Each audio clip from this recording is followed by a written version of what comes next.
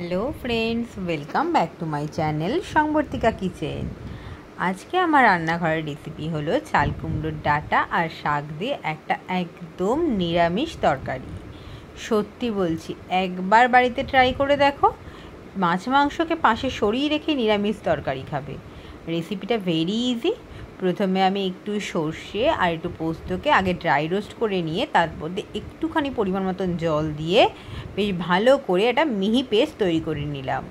এখানে একটা ছোট্ট টিপস, পোস্ত যদি আগে আমরা ড্রাই রোস্ট করে তারপর যদি জল দিয়ে পেস্ট করি তাহলে একদম মিক্স পেস্ট হয়।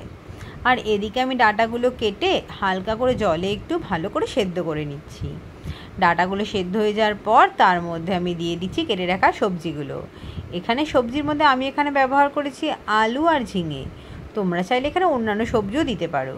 দিয়ে আবার ঢাকা চাপা দিয়ে মিনিট 10-এর জন্য ফুটিয়ে নিয়ে বেশ ভালো করে ডাঁটা সবজি সেদ্ধ করে নিলাম।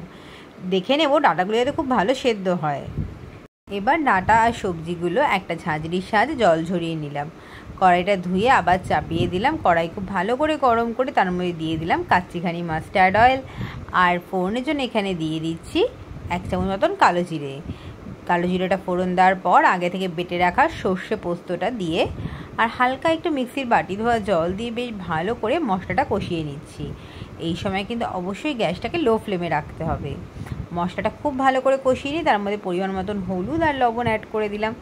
দিয়ে জাস্ট একটু হালকা করে কষিয়ে নিচ্ছি। মশলা যখন কষে যাবে তখন আমি এর মধ্যে দিয়ে দেবো আগে থেকে সেদ্ধ করে রাখা সবজিগুলো।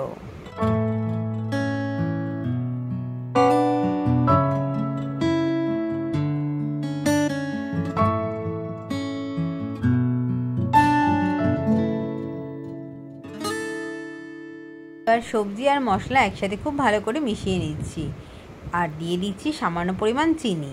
এখানে একটা ছোট্ট টিপস, যে কোনো ধরনের নিরামিষ তরকারি রান্না করতে গেলে যদি তাতে আমরা সামান্য পরিমাণ চিনি অ্যাড করি, সত্যি বলছি রান্নার টেস্টটা না দ্বিগুণ বেড়ে যায়। এবার গ্যাসের ফ্লেমটা লো করে জাস্ট একটু মশলা ডাঁটা সবজি দিয়ে একটু ভাজা ভাজা করে নিচ্ছি। যখন দেখবো বেশ একটু ভাজা ভাজা হয়ে এসেছে তখন আমি এর মধ্যে অ্যাড করে দেবো চাল কুমড়োর শাকগুলো। দিয়ে এখানে যেহেতু নিরামিষ তরকারি ঝালটা একটু কম দিচ্ছি, তো আমি এখানে মোটামুটি 2 কাঁচা লঙ্কা দিয়েছি। তোমরা তোমাদের পরিমাণ মতন ঝাল দেবে। দিয়ে মশলা পাতা সব একসাথে খুব ভালো করে মিশিয়ে নিচ্ছি। দেখো পাতা তো অলরেডি আমার মধ্যে এসেছে। এবার আমি এতে দিয়ে দিচ্ছি সামান্য পরিমাণ জল দিয়ে জাস্ট একটু নাড়াচাড়া করে নিচ্ছি। আর মিনিট 4 মতন গ্যাসের ফ্লেমটা লোতে রেখে ঢাকা চাপা দিয়ে রান্না করলাম। মিনিট 4 পর দেখো রান্না তো পুরো আমার রেডি হয়ে এসেছে।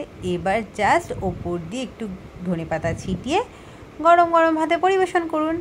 তোমাদের যাদের আমার ভিডিও ভালো লাগে তারা কিন্তু অবশ্যই লাইক কমেন্ট আর শেয়ার করতে ভুলবে না। যারা ফেসবুক থেকে আমার ভিডিও দেখছো তারা কিন্তু অবশ্যই ফলো করবে। আর যারা ইউটিউব থেকে আমার ভিডিও দেখছো তারা কিন্তু সাবস্ক্রাইব করতে ভুলবে না।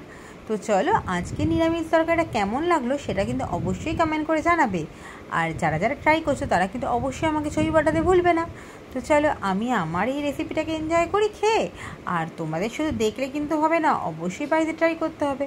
চলো আজকের মতো ভিডিও এখানেই শেষ করছি। আবার দেখা হবে অন্য কোনো ভিডিওতে। ততক্ষণ সবাই ভালো থাকবে।